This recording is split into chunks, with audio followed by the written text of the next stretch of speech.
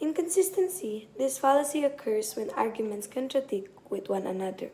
For example, if someone argues that they always tell the truth but then lie in the same conversation, it creates inconsistency in their claims.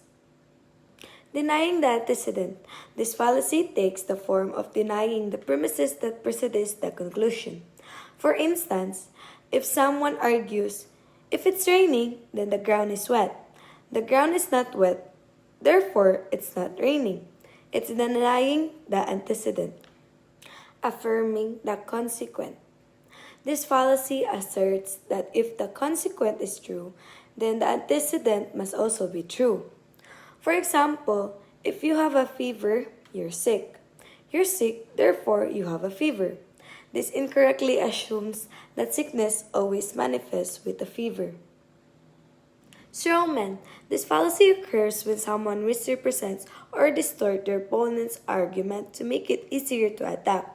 For instance, if one person argues for more lenient smoking law and the other person responds by saying, "We can't just let people smoke wherever they want. We'll have more smokers everywhere." It misrepresents the argument or the original argument.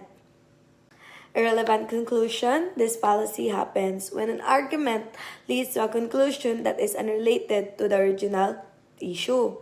For example, if someone argues for a stricter traffic laws and concludes with a statement about the importance of public education, it is an irrelevant conclusion.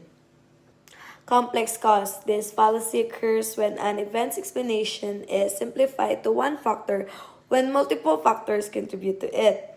For instance, if a project fails and someone attributes it solely to a lack of funding without considering other factors like poor planning or ineffective management, it's a complex cause fallacy.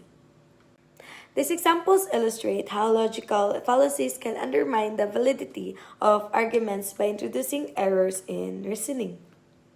That's all for today. I hope you liked it and thank you.